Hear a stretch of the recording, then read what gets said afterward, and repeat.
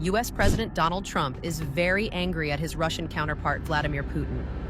Speaking to NBC News, Trump said he was pissed off over Putin attacking the credibility of Ukrainian President Volodymyr Zelensky. Putin had talked of temporarily putting Ukraine under external governance on March 28th. He also repeated his claim that Zelensky lacks the legitimacy to sign a peace deal.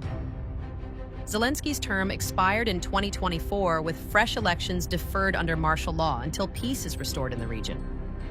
If a deal isn't made, and if I think it was Russia's fault, I'm going to put secondary sanctions on Russia. There would be a 25 to 50-point tariff on all oil, Trump said. He added that anybody buying oil from Russia will not be able to sell their product. Any product, not just oil, into the United States.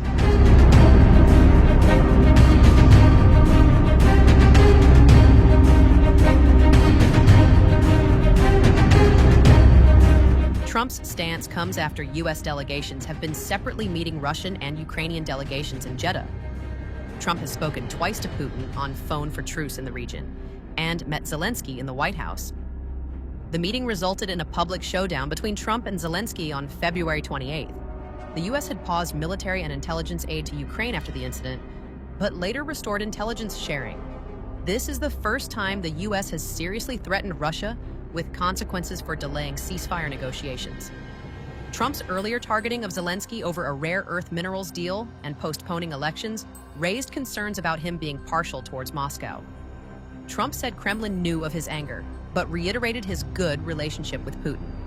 Russia had rejected U.S. proposal for ceasefire in the region during the phone call with Trump.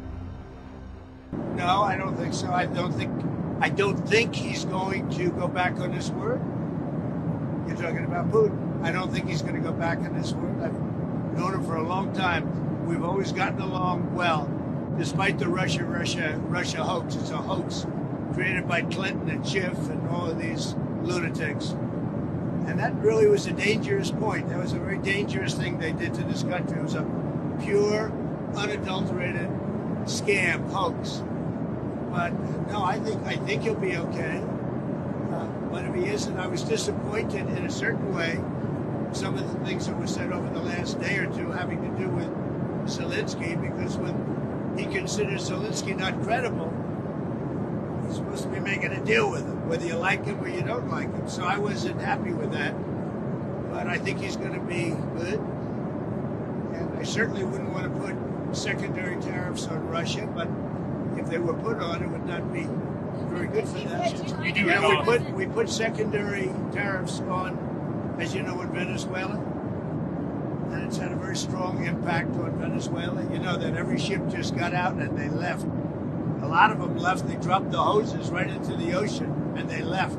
They didn't want to be there for a minute because they didn't want those tariffs to catch on, or they didn't want me to see them there. So the Venezuela secondary tariffs, all secondary tariffs are very strong, because essentially it says if you disobey our orders, you cannot do business in the United States of America, and that's the cash cow. Will that apply to Chinese companies buying Russian oil as well, if you plan to go ahead with those? So if, in the case of Venezuela, as you know, China pulled up anchor and left.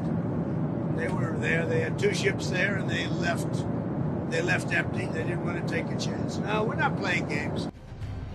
Russia ramped up its attacks on Ukraine after February 28th, launching drones into Ukraine's second-largest city, Kharkiv, killing 2 people and wounding dozens as they hit a military hospital, shopping center, and apartment blocks. It also imposed conditions on agreeing to a partial energy ceasefire with Ukraine and on the Black Sea.